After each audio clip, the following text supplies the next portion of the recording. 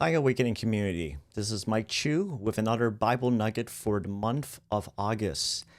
Now, if you are following along with our Bible reading plans, we are currently going to be reading through the books of Daniel, Ezra, and Nehemiah.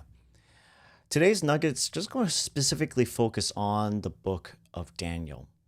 Now, some of the questions that we'll be addressing in our Ask a Scholar podcast will go deeper into this, but I wanted to just bring up a little interesting idea about what is prophecy. I think many times, especially for those of us who've grown up maybe within an evangelical background, we have heard prophecy being described synonymously with the idea of prediction. And they tend to get conflated with one another. One challenge I would like to bring up, one suggestion that I would like to consider is that when we read words that are meant to be prophetic or prophecy in general, while prediction is and can be a part of what is going on with the words that are coming from the prophet's writings, from his speeches, his sermons, but I would be careful to not assume that all the words of prophecy are meant to be predictive. What I am saying is that ultimately the point of prophecy is that the speaker, the prophet,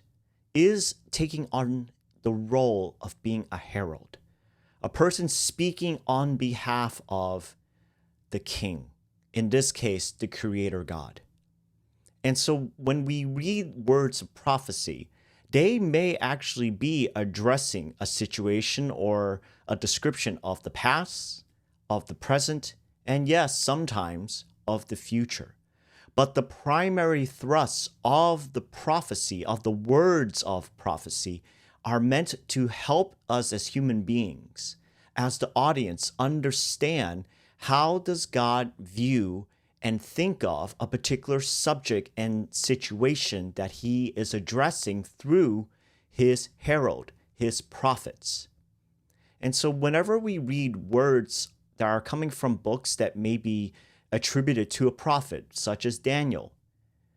I think it is helpful for us to step back for a moment to not necessarily assume this is about the predictions, this is about the future. How can we figure out what's going on with where is this lining up with human history? But to actually just take a step back and realize these are the words of God spoken through a herald to a people who needed to hear these words, that there needed to be a perspective check on what is going on how does God view the situation. And so I think as we read through books such as the book of Daniel, to not try to become so obsessed with getting the details right or trying to line up the prophecies necessarily with human history, but to actually just scale back a bit and ask the question, how is God viewing human experience, human history, human life from his vantage point as the creator of all life and of all creation? I hope that's a helpful tidbit and a helpful way to understanding the application of how prophecy or prophetic words in general can still apply even to us in our modern day, that they are words that are spoken from God's vantage point, and that when taken that way, it gives us a glimpse into maybe a perspective that is outside our human experience. And oftentimes we need that, especially in times when it can be so overwhelming, when we forget that there is a creator God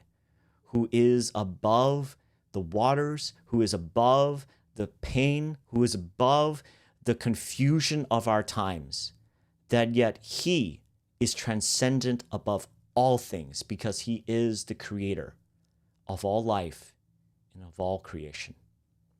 I hope that was helpful, and please continue to engage in the Bible reading community with the Awakening School of Theology as we continue to dive in to the wonderful books that we collectively call the scriptures. Take care.